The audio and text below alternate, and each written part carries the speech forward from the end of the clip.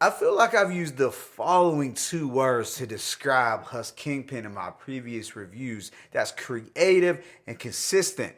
But I'm thinking I'm also going to need to throw in underrated. What is good, y'all? It's your boy Mixtape Muff. If you are rocking with this content, go ahead and smash that like button up for your boy.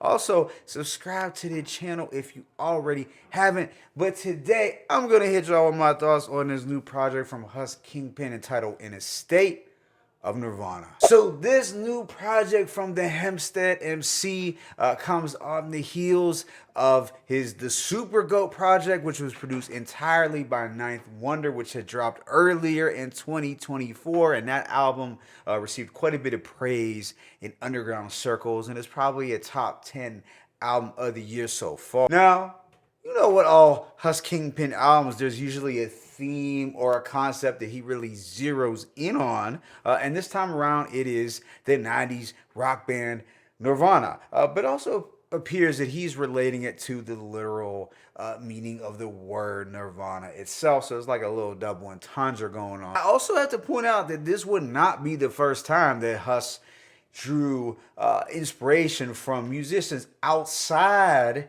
the realm of hip hop, as he had already done concept albums honoring the likes of Bjork, Portishead, and Tricky. But getting right into this new project, In a State of Nirvana, it contains just 8 songs lasting approximately 20 minutes.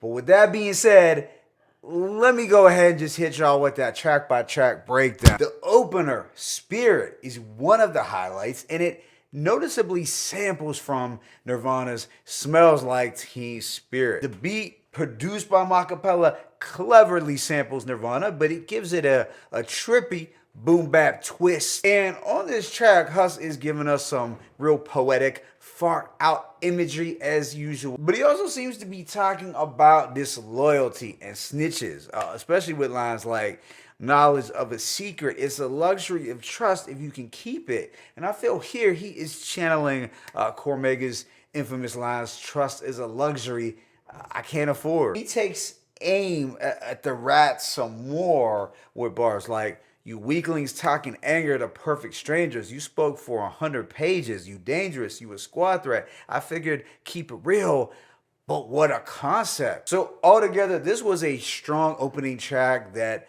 taps into that Nirvana theme instantly. Track 2, Lost Generation, has a pensive, elegant beat that's very chill and melancholy, and it has what sounds like a female blues singer being sampled, which gives it a nice haunting touch. But on this record, Hus is paying homage to Shaheem the Rugged Child and Wu-Tang in general. The song itself, Lost Generation, is the name of Shaheem's sophomore album that I feel was a little slept on. He also references Shaheem with the lines from the game to the screen, like Shaheem, this casserole's everything cream. Now, of course, Shaheem started out in the rap game as a kid, but then he went on to the big screen for some acting roles, and I think we all wish that he could have achieved more notoriety in both lanes, but unfortunately he got caught up in the system. What follows is the track Megatron, produced by Outree,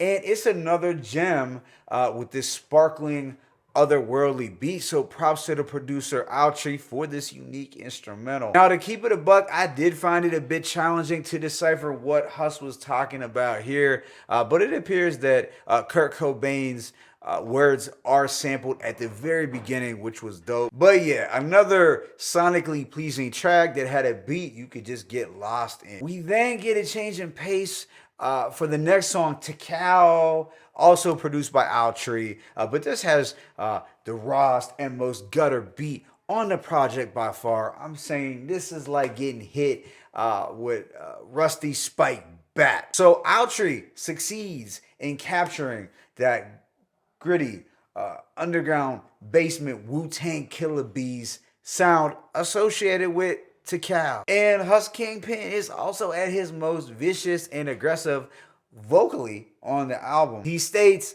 I wrote this bag in psychoactive venom. You can sniff it or load it. What's that shit you smoking? To Cal. So he was obviously paying homage to Method Man on this track, but he also shouts out Tony Starks with I debuted with no face, like Ghostface. Some other cool bars were put him on wax and cassettes, use his face for the splatter effect, violence on mics, we wildin' for it to cow tonight. So as a whole, it's a raw and hard as nails track. Right after is Circling, produced by Macapella, which contains the same sample from the 90s group Crew, that's CRU, and it samples their classic single, Just Another Case. And it's one of those samples that you can't go wrong with. And Hus was getting a little philosophical on this record, especially with lines like, "'Cause the world spin whether you lose or win. You could cry foul or take it to the rim." And that made me think of the Soul in the Hole soundtrack, which also featured Shaheem the Rugged Child. So overall, I dug the storytelling on this record and the mellower production. It's another record that I had no issues with. Then there is the Owl Tree produced Sky Betts, which has some vintage sample-based production, the guitar being the most striking part of the instrumental, but I also dug the horns. It just had a very pimp-esque blaxploitation 70s vibe. And once more, Hus is hitting us with some metaphysical type bars like when you reap what you sow, when you owe what you pledge, when the daytime slows, God levels with bets. I paid this guy 100 sons, I'm forever in debt. Definitely a chilling chorus. Second to last song, 13th Hour, has this dusty, slowed down production with some psychedelic crooning. It was a beat that was calling, I think, for a ransom feature. But on this track, Hus is speaking on the concept of time. He says, conversations in the book of mirror help me see clearer. Also, you dudes ran up the block and grandfather clock gridlock. No TikToks, time stops, no hourglass, sand drops. The bedrocks, I chose honor in Nirvana. You glam shot dudes is Hassa. Then this project wraps up with Girl Math. A wavy closer with some G-Funk synths and alluring soul vocals. It's a cool beat that reminds me of a sunny 90s block party. Those were just the vibes that I was getting. And on this final track, Hus is doing some witty storytelling, speaking on female nature. So overall, I'm gonna give this project a rating of 4 mics.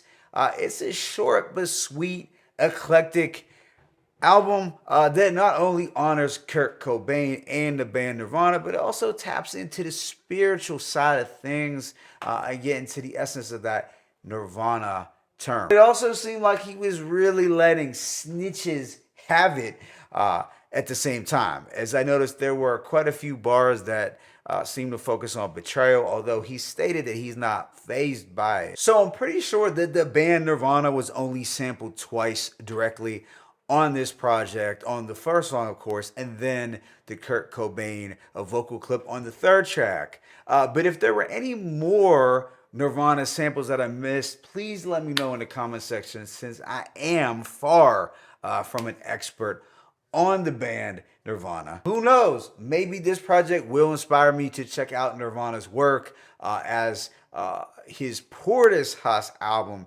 did inspire me to check out a little bit of Portishead. But at the end of the day, this was another consistent creative project that showed Hus's continued knack to think outside the box and to craft these, unique projects with concepts that are executed pretty well. My favorite tracks include Spirit, Megatron, Tikal, Circling, Sky Betts, and Girl Math. But let me know your thought in the comment section. It's your boy Mixtape Moth. I'm signing out, but as always, it's peace and blessings.